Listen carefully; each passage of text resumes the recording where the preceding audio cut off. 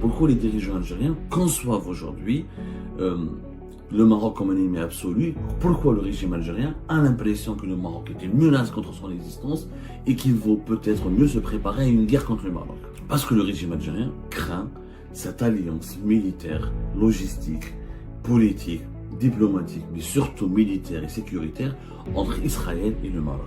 Israël vend des armes, offre aussi des armes, offre son savoir-faire militaire et sécuritaire au Maroc. Ce qui pour l'Algérie a déséquilibré totalement les rapports de force. Mais là, cet équilibre de force pour les dirigeants algériens a été rompu.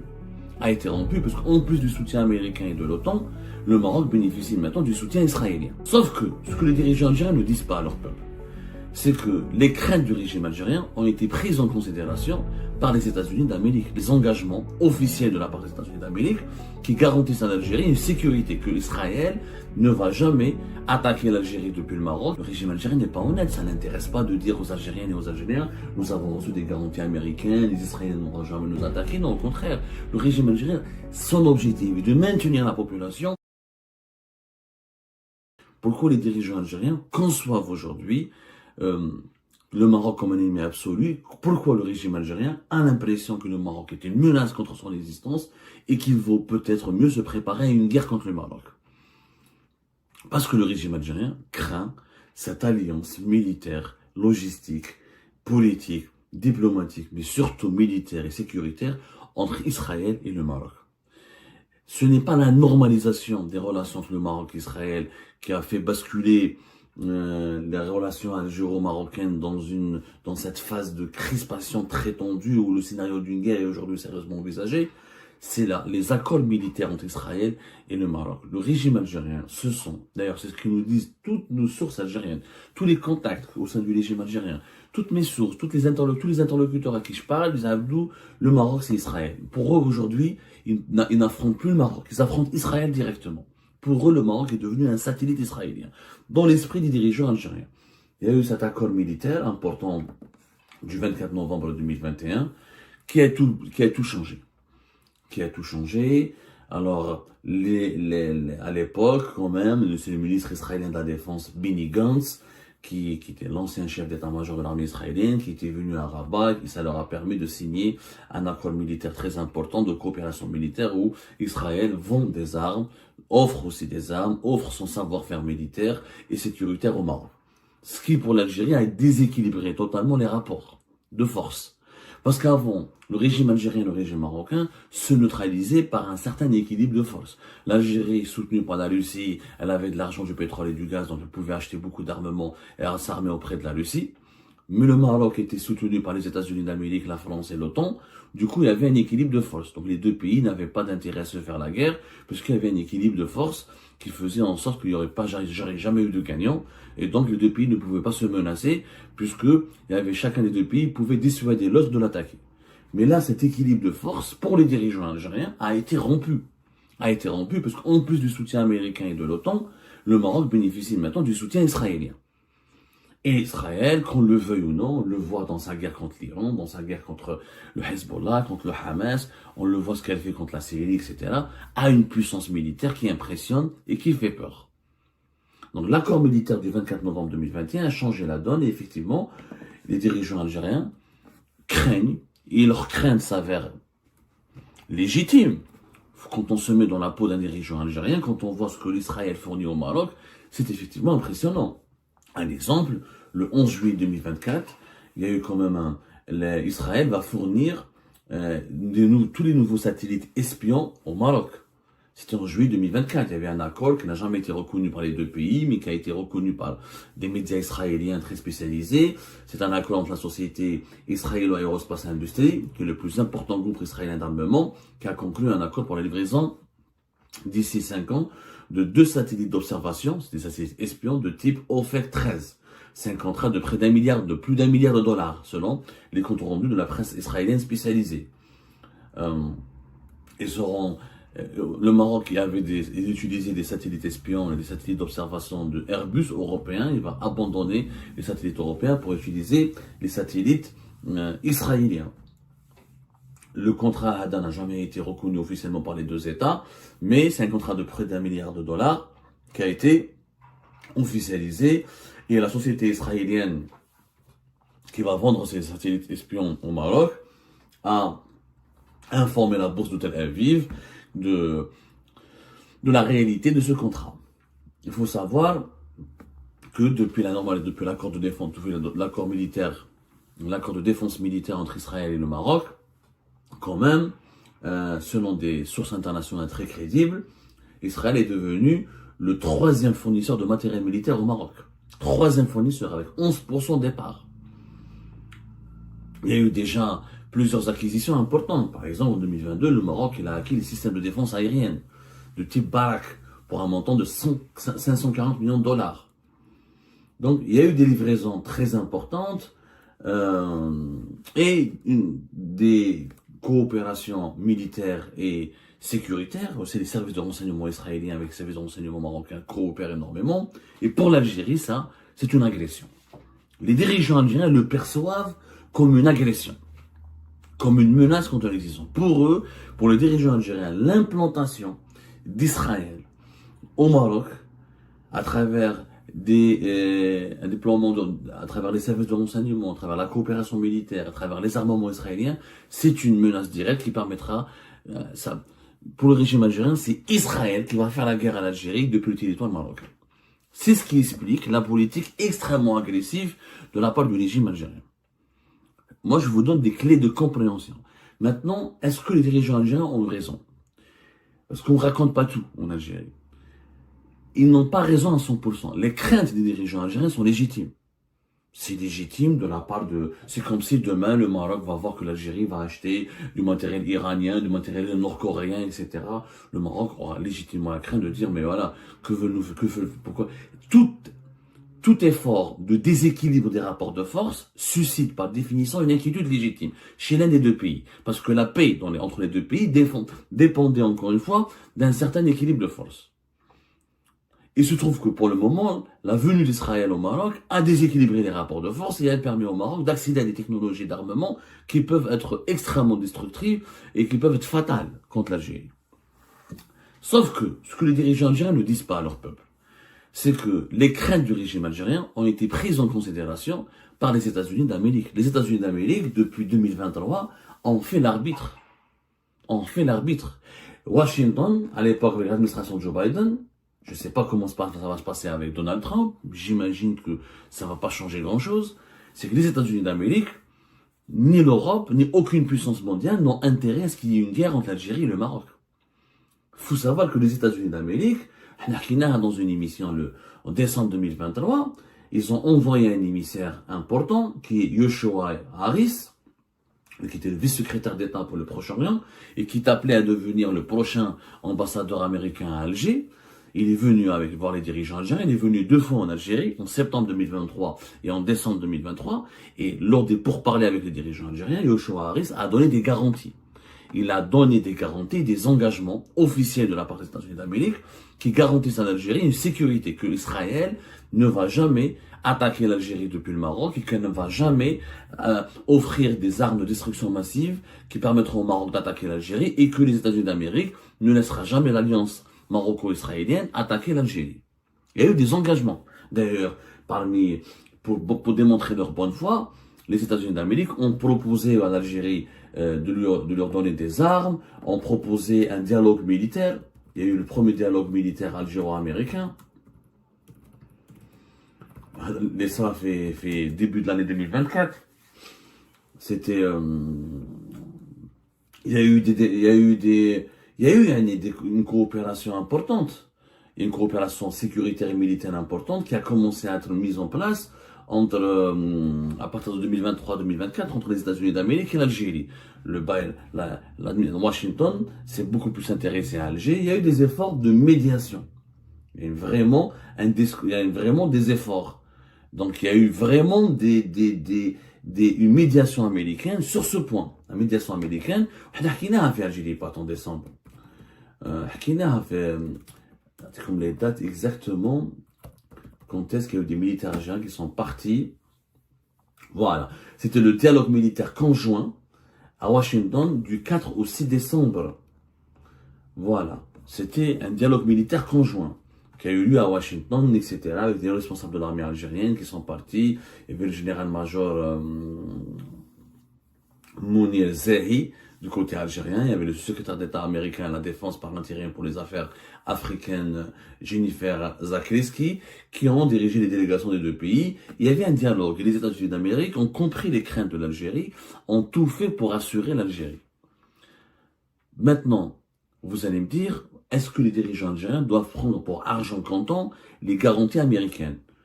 Oui et non. La vigilance est de mise, mais après, il faut être rationnel. C'est quoi l'intérêt des grandes puissances de mener une guerre contre l'Algérie? L'Afrique du Nord va mal. La Libye, elle est détruite. Le Sahel, il a été détruit qu'au coup d'État, etc. Le Sahel est monopolisé par la Russie. La Libye, elle est encore déchirée et divisée. La Tunisie est dans une situation de quasi-faillite.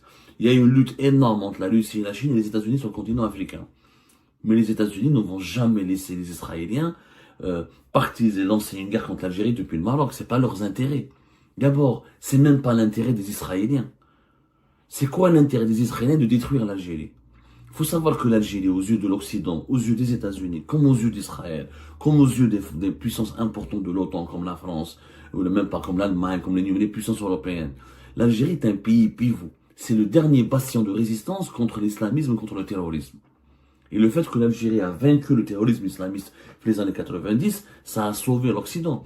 Ça a permis à l'Occident d'être touché bien plus tard par les attentats islamistes. Si le terrorisme, la guérilla islamiste avait gagné la guerre dans les années 90 en Algérie, le terrorisme islamiste aurait ébranlé l'Europe et l'Occident bien avant les événements du 11 septembre. Il n'y a pas d'intérêt pour les Américains, même pour les Israéliens. Les Israéliens, c'est quoi leurs intérêts?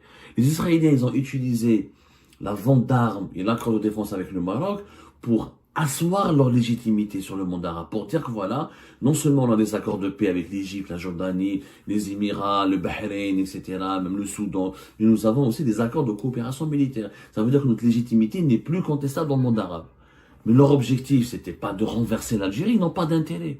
Parce que si un mal arrive à l'Algérie, il y aura les groupes armés qui vont se propager, il y aura les groupes des rébellions, les islamistes, les terroristes, toute la région va partir dans un micmac, dans un magma d'instabilité, d'insécurité, ce qui va menacer les alliés d'Israël, qui sont les pays européens, ce qui va menacer les intérêts américains, les intérêts israéliens, parce que ça permettra aux Russes ou aux Chinois de se repositionner et de torpiller les intérêts de les Occidentaux.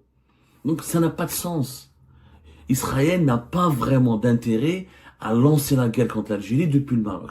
Au contraire, les États-Unis d'Amérique et les Occidentaux ont ménagé le régime Tebboune. Ils ont tout fait pour le ramener vers eux. D'ailleurs, Yoshua Harris en septembre et en décembre, il a obtenu de la part du régime algérien une certaine distance vis-à-vis de la Russie, une certaine distance vis-à-vis du Hamas et vis-à-vis de l'Iran.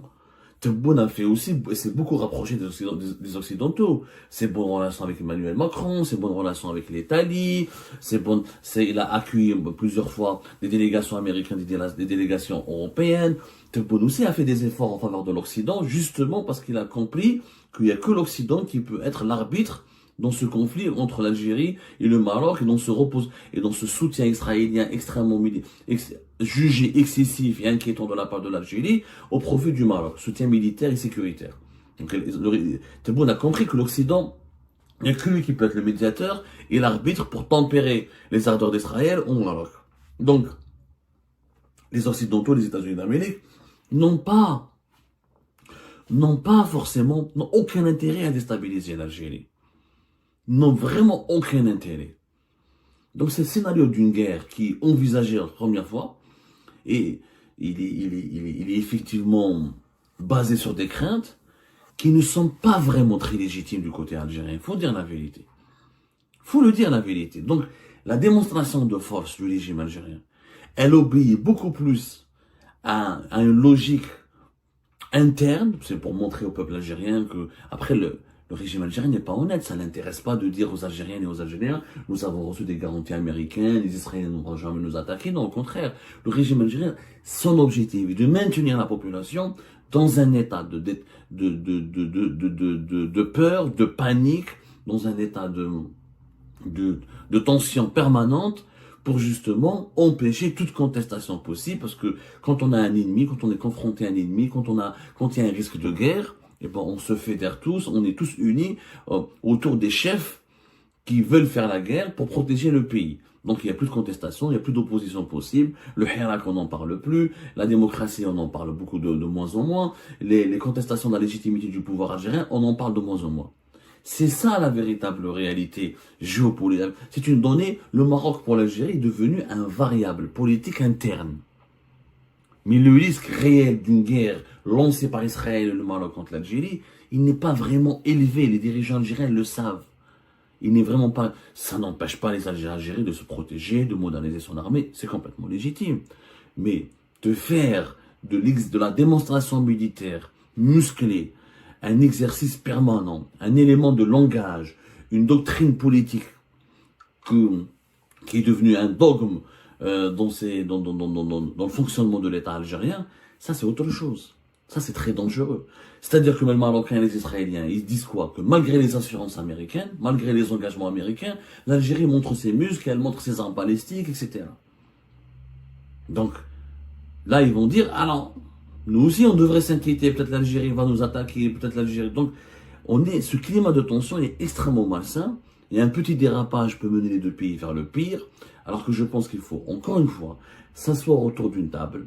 Les États-Unis d'Amérique peuvent être le médiateur parfait, notamment avec l'administration de Donald Trump qui arrive, qui a intérêt à ce qu'il y ait la paix dans le monde pour relancer le business, parce que les intérêts américains en ce moment, c'est de relancer, de protéger les États-Unis d'Amérique, ses intérêts économiques dans le monde pour faire face à la rivalité chinoise. C'est le moment ou jamais pour qu'il faut un accord de paix. Je crois que la seule solution pour permettre de rassurer les deux pays est un pacte de non-agression signé noir sur blanc par les dirigeants des deux pays. Et là, on sortira définitivement de cette impasse. Eh ben les amis, c'était ça. Je vous remercie comme d'habitude pour avoir suivi la vidéo jusqu'à la fin. Et sincèrement, cette histoire d'Israël et de soutien au Maroc comme prétexte pour l'Algérie, pour que ce soit comme si c'était là le point de départ des problèmes avec l'Algérie. Sincèrement, cette histoire, on va pas s'en en faire quand même. C'est le problème et le conflit algéro-marocain, ça a commencé avec le Sahara et bien avant. Après, juste après l'indépendance, ça a commencé. Donc on ne peut pas blâmer Israël pour quoi que ce soit. Il faut arrêter avec cette histoire. Israël, c'est une nouvelle donne. C'est une nouvelle donne et il y avait des garanties américains, israéliens, occidentaux que Israël n'est pas là pour attaquer qui que ce soit. Les accords de défense que le Maroc a avec Israël, ce sont des accords de défense complètement normaux, comme toutes les nations du monde. Ce sont des questions techniques, ce sont des questions géopolitiques, c'est des questions militaires, c'est la recherche de la qualité. Israël est un pays qui est pionnier dans l'industrie militaire, il faut le comprendre.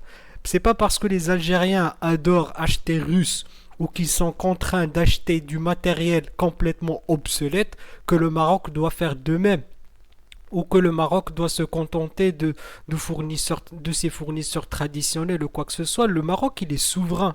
Il achète des armes comme il veut, de qui il veut. Et maintenant, je vais parler d'un autre point.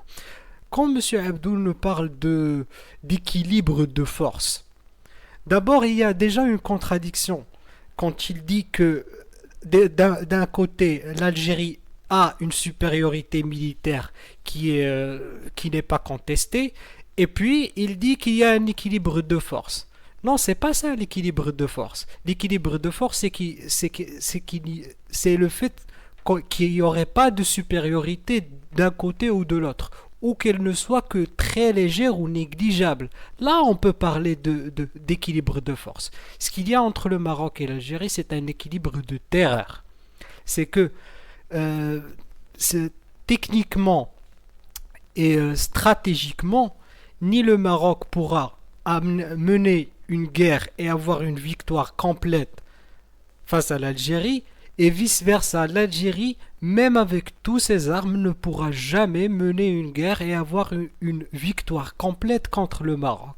Ça, c'est un équilibre de terreur. C'est qu'on ne peut pas se neutraliser l'un l'autre. Ça, c'est vrai. Ça, c'est la vérité. Mais quand on parle d'équilibre de force, oui, il n'y a pas un équilibre. Il y a une supériorité, oui, une supériorité algérienne, ça c'est vrai, mais avec une supériorité de nombre. C'est pas une supériorité, il y a une supériorité de quantité, mais face à la quantité d'armes que l'Algérie possède, il y a une qualité dans l'armement marocain et une sophistication de l'armée, de toute l'armée, tous les systèmes de l'armée marocaine. L'armée marocaine, elle est sur le standard américain. Elle a passé, il n'y a même pas 2 ans, 3 ans, au standard américain, carrément. Mais, bien sûr, il y aura... Je ne suis pas un expert militaire, mais ce sont des informations que j'ai accumulées de par-ci par-là. Mais voilà, c'est ça la vérité. Quand on va parler ce qui fait peur à l'Algérie, vraiment, de mon point de vue, c'est qu'ils s'établissent en fait un équilibre de force. C'est l'équilibre de force qui fait peur à l'Algérie. C'est le fait que le Maroc rattrape l'Algérie militairement et que peut-être il développe une supériorité dans quelques secteurs précis. Bien entendu, dans le secteur, par exemple, je pourrais dire l'espionnage. Le Maroc est beaucoup plus fort. Ça, tout le monde le sait. C'est un secret de polichinelle que les services secrets marocains sont très forts. Et ça, c'est une bonne chose pour le Maroc et les Marocains, et on est fiers. On en est fiers. Mais on peut être fier de ses services, de son armée, mais il n'y a pas à faire des démonstrations militaires et tout ça, et de le faire en public. Ça, c'est avoir des discussions. Il y a des places où on peut discuter tout ça.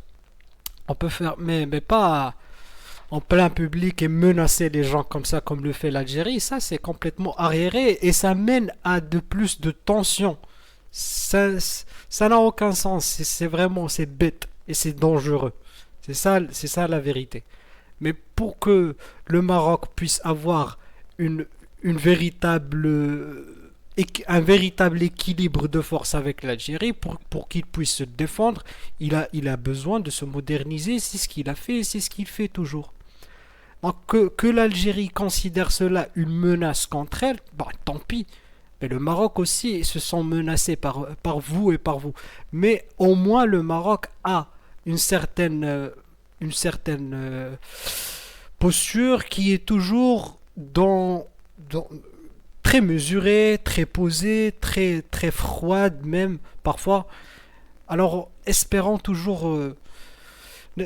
surtout pas que ça dégénère. Parce que là, quand on commence à entendre et à parler ce genre de discours, c'est que les choses sont très mal entre nous, en tant que voisins. Donc, j'espère que dans le futur, les choses peuvent s'arranger et qu'on puisse commencer à revenir à parler de conflits totalement normal, comme on l'avait depuis toujours. Mais quand les choses deviennent aussi sérieuses et quand on commence à parler de militaires et de guerre ça, c'est vraiment contre-productif pour tout le Maghreb, pour toute l'Afrique, pour toute la planète. Que ce soit au Maroc, que ce soit dans un autre pays, la guerre n'est jamais bénéfique pour quoi que ce soit. Donc voilà, c'est un message de paix de ma part. J'espère qu'on revienne à notre bonne valeur et à notre conscience. C'est ça. Donc merci encore une fois et n'oubliez pas de soutenir notre chaîne et n'oubliez pas de laisser vos commentaires et vos réactions sur cet épisode de l'histoire qui est vraiment complètement triste. Voilà. Je vous remercie encore une fois et à la prochaine. Au revoir.